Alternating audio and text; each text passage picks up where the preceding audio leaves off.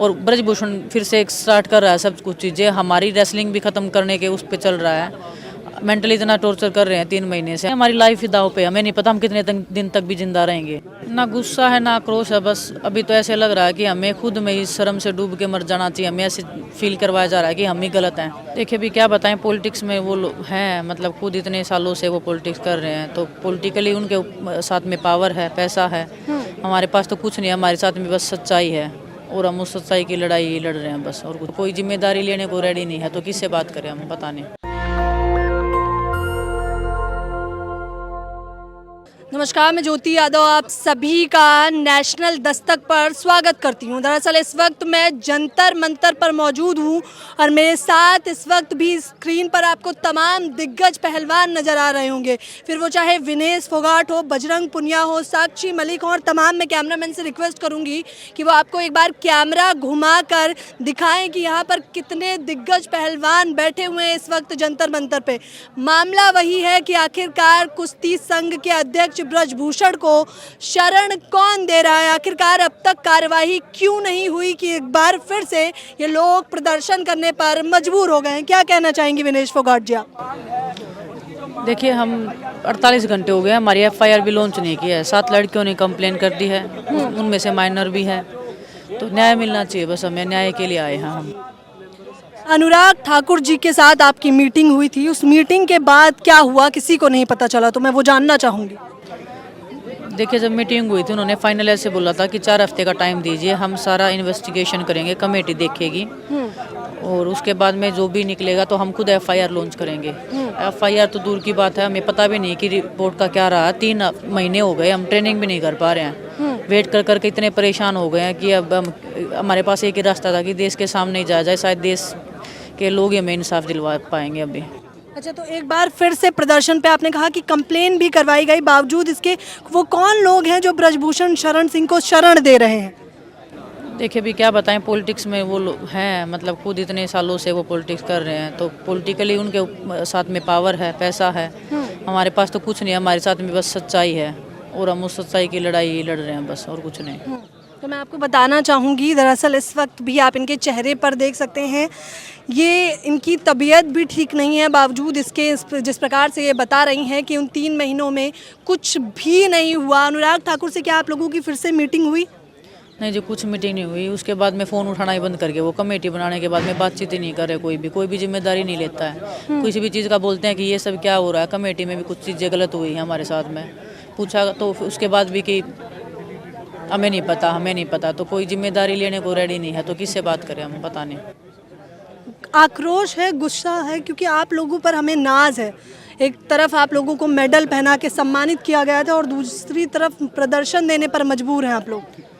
ना गुस्सा है ना आक्रोश है, बस अभी तो ऐसे लग रहा है कि हमें खुद में ही शर्म से डूब के मर जाना चाहिए। हमें ऐसे फील करवाया जा रहा है कि हम ही गलत हैं और ब्रजभूषण शरण नहीं। आप ही लोगों को गलत महसूस कराया जा रहा है?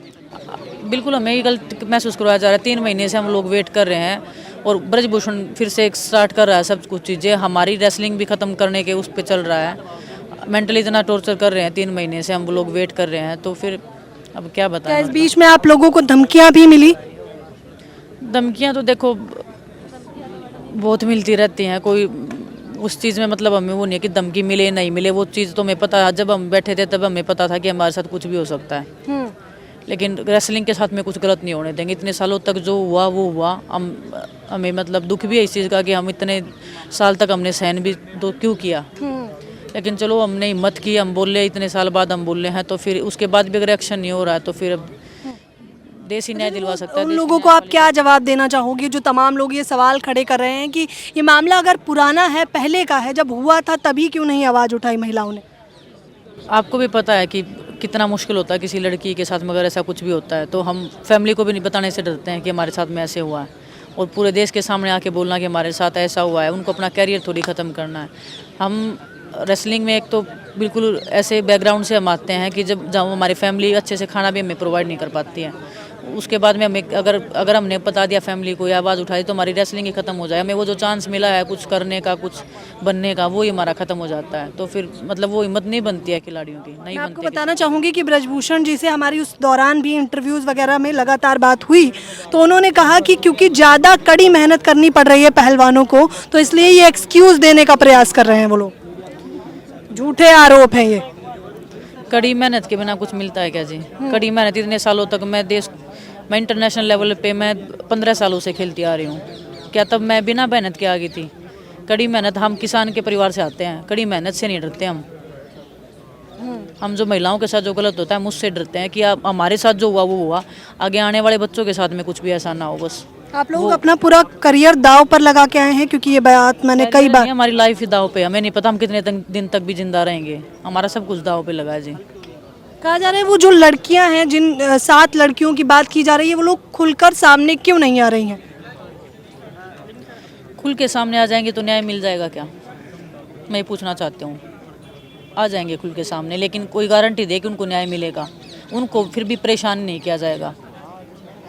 देखिए, इन्होंने ये बात साफ कर दी। जो लोग तमाम लोग सवाल पूछ रहे थे कि खुलकर सामने क्यों नहीं आ रहे हैं, इनका मकसद यही है कि इन लोगों को न्याय मिलना चाहिए। किसी और बीजेपी के नेता या किसी विपक्ष के द्वारा सहायता या आश्वासन अभी तक मिला?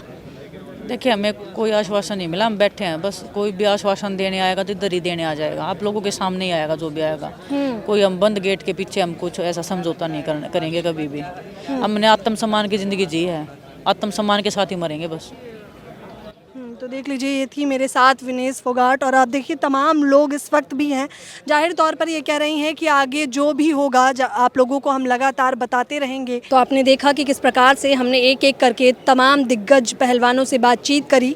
ये जंतर मंतर पर आज आ गए हैं और इस वक्त भी मैं एक बार आपको माहौल दिखाना चाहूँगी कि पुलिस प्रशासन की तमाम टीम और ये दिग्गज पहलवान भी लगातार ऐसे ही डटे हुए हैं। इन लोगों की इस बार जब तक मांगे नहीं मानी जाएंगी, ये साफ तौर पर बार बार यही कहने का प्रयास कर रहे हैं कि इस बार ये लोग जंतर मंतर से नहीं हिलने वाले। लगातार हम आपको इनकी कवरेज दिखाते रहेंगे। फिलहाल इस खबर के बारे में आपकी राय हमें बताना बिल्कुल ना भूलें।